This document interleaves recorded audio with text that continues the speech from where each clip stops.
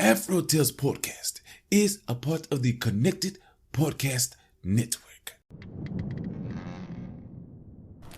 Chef. Yes, Glio. Don't you love how we get to share our stories and recipes? Yes, I enjoy it greatly. Do you know what makes it possible for everyone to hear us? Yes, Glio. Our voices, obviously. True, but it's also Anchor, a hosting platform that distributes the podcast to places like Spotify, Apple Podcasts, and others. Oh, yes. And isn't everything needed to make a podcast in one place? That's correct. And the best thing of all, Chef, it's free. Free, you say? Free. And all I had to do is download the Anchor app or go to anchor.fm to get started. So, you just had to download the Anchor app or go to anchor.fm to get started. Yep, download the Anchor app or go to anchor.fm and do what we're doing now. Fantastic, Grio. Simply fantastic. I know, Chef. I know.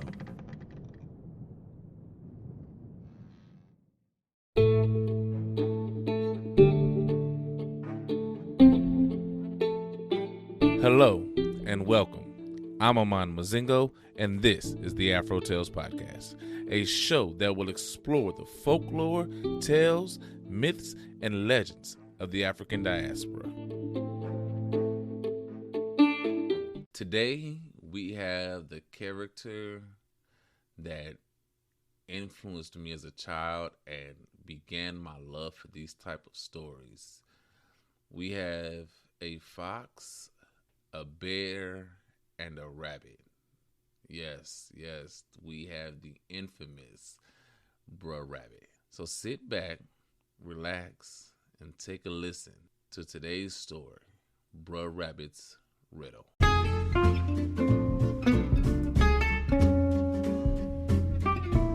Bruh Rabbit's Riddle.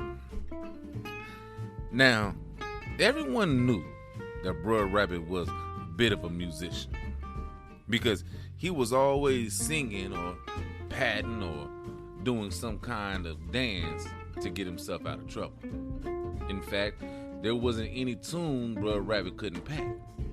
And when there is someone else there to do the patting, Bruh Rabbit can jump into the middle of the floor and just naturally shake the eyelids off of all the others. And it wasn't none of the bowling and scraping and slipping and sliding we're talking about with 4 hands around the way folks do these days. Not that kind at all.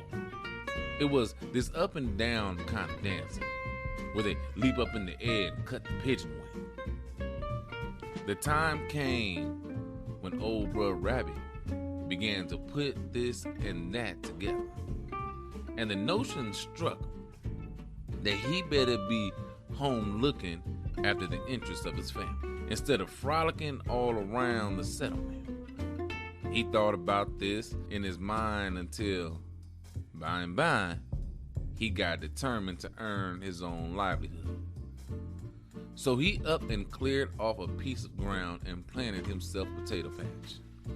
Bruh Fox, he saw all this going on, and he suspected to himself that Bruh Rabbit's rashness had been subdued because he was scared.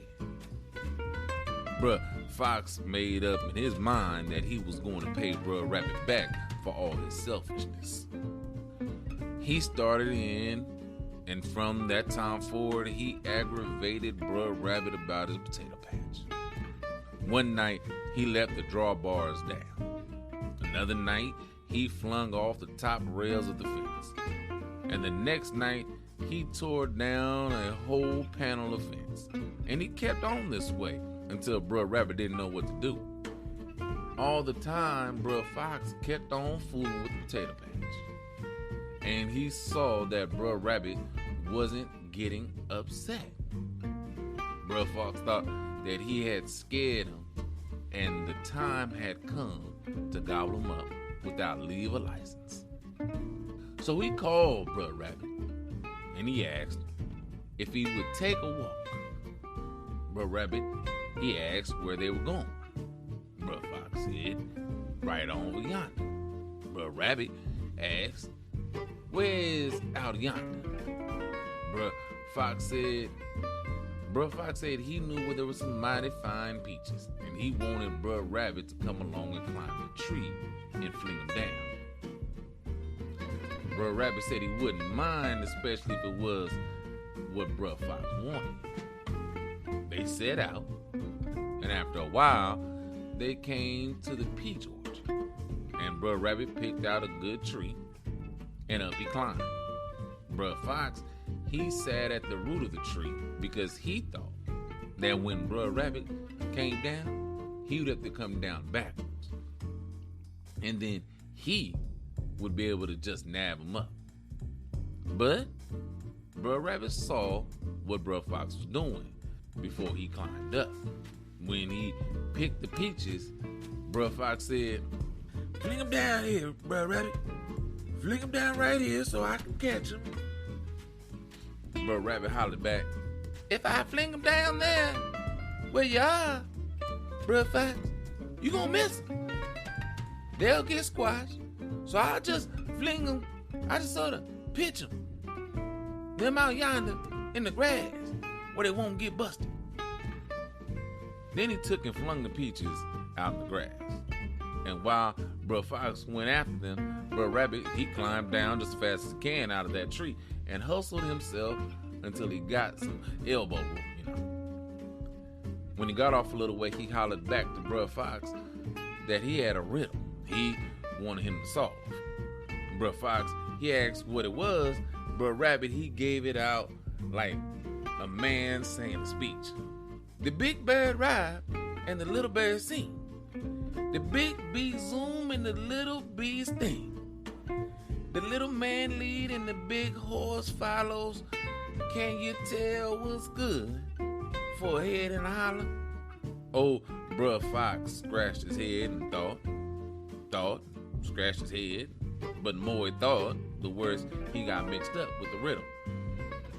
And after a while, he told Brer Rabbit he didn't know how, in the name of goodness, to unriddle that riddle. Come along with me, and I promise I'll show you how to solve that riddle. It's one of them kind of riddles that before you understand it, you gotta eat a bit of honey. And I have an eye on a place where we can get some good honey. Brer Fox asked where it was. Brer Rabbit said there in old Brer Bear's cotton patch had been a whole lot of beehives. Brer Fox doesn't have much of a sweet tooth, but he figured why not? He wanted to know what the riddle was. They set out, and it wasn't long before they came to old Brer Beehives. Old Brer Rabbit, he gave him a rap with his walking cane, just like folks thump watermelons. See, they right? He tapped and he rapped, and he came to one of them that sounded full. Then he went around behind it and said, I just sort of tilted up, Brer Fox, and you can put your head under there and get some of that drippings. Brer Rabbit tilted it up. Brer Fox jammed his head under there. No sooner stuck his head underneath the beehive than Brer Rabbit turned it loose and down it came. Right on Brer Fox's neck. And there he was, Brer Fox. He kicked, he squealed, he jumped, he squalled, he danced, he pranced, he begged, he prayed, yet there was nothing he could do. And Brer Rabbit got off, and turning around to look back, he saw Brer Fox just wiggling and squirming right then and there. Brer Rabbit gave one old-time whoop and just started running on. When he got there, the first man he saw was Brer Fox's granddaddy, who folks call Grandsire Gray Fox. When Brer Rabbit saw him, he said, "How you doing, Grandsire Gray Fox?" "Still not too well, thanks, Brer Rabbit." have you seen any sign of my grandson this morning? With that, Brother Fox just laughed and said that he and Brother Fox had been rambling around with one another having more fun.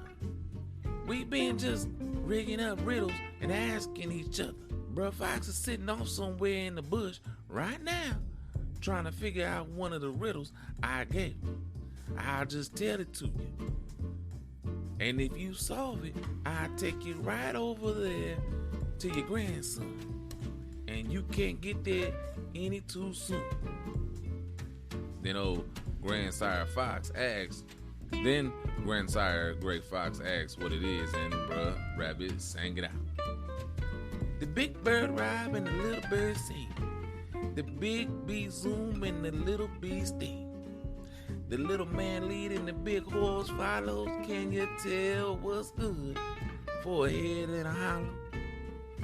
Grandsire Fox took a pinch of snuff and coughed easy to himself and thought, but he couldn't make it out. And Brother Rabbit laughed and sang, the beehive is mighty big to make a fox collar. Can you tell what's good for a head and a hollow? After a long time, Grandsire Great Fox sort of caught a glimpse of what Brother Rabbit was trying to tell him, and told Brother Rabbit good day and shuffled on to hunt up his grandson. And he did find him. Brother Bear heard the racket that Brother Fox was kicking up, and he went down to see what the matter was. As soon as he saw how the land lay, he took a notion that Brother Fox had been robbing the beehive. And he got a handful of chicory and warmed his jacket, and then he turned them loose. It wasn't long before all the neighbors got word that Brother Fox had been robbing Brother Bear's beehive. The end. Wow, so this story is a Brother Rabbit story, and I can go on and on about this story, but I won't. I love Brother Rabbit, Song of the South. I love the character. It comes from the central to southern regions of Africa, the Bantu regions, quote unquote, and he is that region's version of basically of Anansi. And in this story, he has grown up, gotten his stuff together, done running the streets, done playing the games, and wants to get on with his life. He takes care of his family, which we all know somebody that needs to do that, and some people that have done that. I know, people that have done that recently, and I love it. They've stopped running the streets and they are taking care of their family now. Thank you. But Bro Fox couldn't let it go. He couldn't let everything that had happened between them two go, and he had to try to get him back, and he was getting him back, but it didn't get him the way he thought it was. Like, yeah, okay, you're doing all these tricks, but they weren't hitting the mark. Like you weren't affecting Bruh Rabbit like Bruh Rabbit was had affected you all those times, and that bothered him. And he thought the man was scared. He wasn't scared. He was still knowledgeable. He was still smart. He just was done with the games. But he went along with one more, and just to see. And Bruh Fox tried it, didn't work, wound up backfiring, and Bruh Bear had to hit him with some chicory. And I had to look up what chicory was, and found out it's like a root plant, and he warmed it up before he started beating. I don't know. I feel like Bruh Fox was at the end was just like, kill me. Kill me already. Because he had bees all over his neck, and then he was getting beat by a bear with a chicory plant. Like, an old grandsire, which also another word I had to look up. I had never heard grandsire a day in my life. Was just looking like, my grandson. Dummy. And I guess he just walked away, because it doesn't say that he went over and helped. So he just walked away, like, not even getting involved in this. I'm going about my business. Forget it. Oh well. Shouldn't have done what you But yeah, I love this story. It's not the first Bro Rabbit story. It is definitely not the last. There are hundreds of these stories. The Uncle Remus tales, if you want to look it up, you can find it.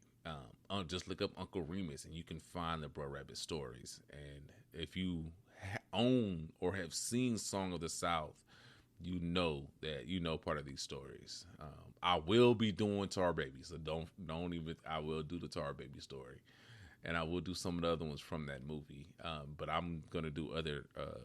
I want to do all the Bro Rabbit stories, so they'll be sprinkled in.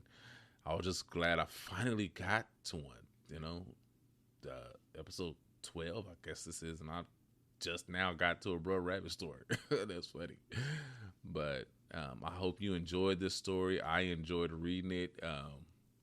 I have been getting compliments on the voices. I am trying to do voices. I am not a voice actor, but I try to do voices, and I hope you guys like what I'm doing, like my efforts. I will keep working on them, trying to get better, and maybe one day I will be a voice actor. You never know. But if you have any suggestions, or if you have any books that you want me to check out, read, that you know from different places, stories and everything like that, please send them my way. Email them to AfroTalesPodcast@yahoo.com, and email me those books, and I will definitely try to get them if they're affordable. I'm gonna have to start a Patreon or something like that to help me get books, or coffee, or something, like some kind of support to help me get books, because these books can be expensive. But anyway, that's a rambling. Thank you, and I love this story, and I love you guys listening to this, and enjoy, and always remember to keep these stories alive. Okay, just keep these stories alive. Keep telling them to your kids and your grandkids and your great-grandkids. All right, that is it for me. Goodbye. Have a wonderful day, and thank you.